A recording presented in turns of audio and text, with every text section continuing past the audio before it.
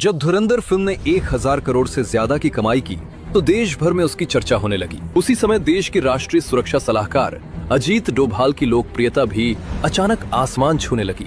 लेकिन एक तबका ऐसा भी था जिसे ये सफलता बिल्कुल पसंद नहीं आई। एक सोमवार की रात फिल्म के डायरेक्टर आदित्य धर अपनी अगली फिल्म धुरंधर 2 के कुछ सीन्स के लिए डोभाल साहब से असली ऑपरेशन की जानकारी ले रहे थे। लेकिन उसी समय दिल्ली के 5 जनपथ रोड के बाहर 2 संदिग्ध लोग पिछले कई घंटों से चक्कर काट रहे थे। उनके पास एक बैग था और उस बैग के अंदर था 1 किलो RDX। उनका प्लान साफ था, अजीत डोभाल के घर के पास पहुंचकर वो RDX फेंककर एक बड़ा धमाका करना चाहते थे।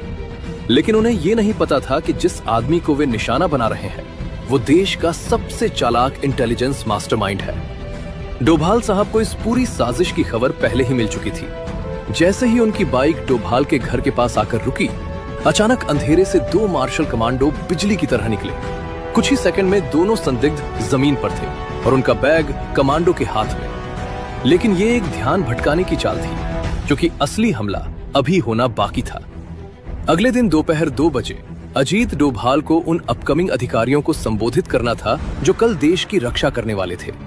साजिशकर्ताओं ने उसी ऑडिटोरियम के अंदर उन्होंने पहले ही बम फिट कर दिया था और धमाके में सिर्फ 15 घंटे बाकी थे।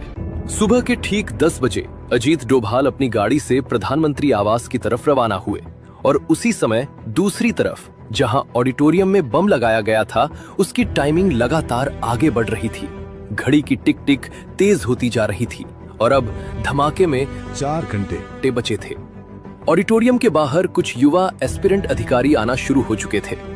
इधर अजीत डोभाल प्रधानमंत्री आवास पहुंचते हैं और प्रधानमंत्री मोदी उन्हें देखते ही कहते हैं, अजीत जी, ऑपरेशन ऑक्टोपस के बारे में पता चला? देश का हर नागरिक आपका ऋणी रहेगा। डोभाल हल्की सी मुस्कान के साथ सिर झुका देते हैं, लेकिन तभी उनके पर्सनल फोन पर अचानक एक मैसेज आता है और स्क्रीन पर सिर्फ 2 शब्द चमक रहे थे, रेड अलर्ट। डोभाल की भौहें हल्की सी सिकुड़ जाती हैं, क्योंकि उनके इस निजी नंबर पर कोई अलर्ट नहीं आता था। इस नंबर के बारे में पूरे देश में सिर्फ एक ही व्यक्ति जानता था, गृह मंत्री अमित शाह। डोभाल तुरंत प्रधानमंत्री से जाने की अनुमति लेते हैं और बिना एक पल गवाए सीधे गृह मंत्रालय की तरफ निकल पड़ते हैं। कुछ ही देर बाद गृह मंत्रालय के अंदर एक गुप्त कमरे में सिर्फ 2 लोग बैठे थे, अमित शाह और अजीत डोभाल। अमित शाह धीमी आवाज में कहते हैं, मेरे पास अभी अभी एक मैसेज आया है, और फिर वो अपना फोन डोभाल की तरफ बढ़ाते हैं। स्क्रीन पर लिखा था, हिंदुओं, तुम सब और तुम्हारा इलाज आज से शुरू होगा। आज तुम्हारे एक बहुत बड़े गुर्गे का अंत होगा। डोभाल ने दांत भींच लिए, कमरे में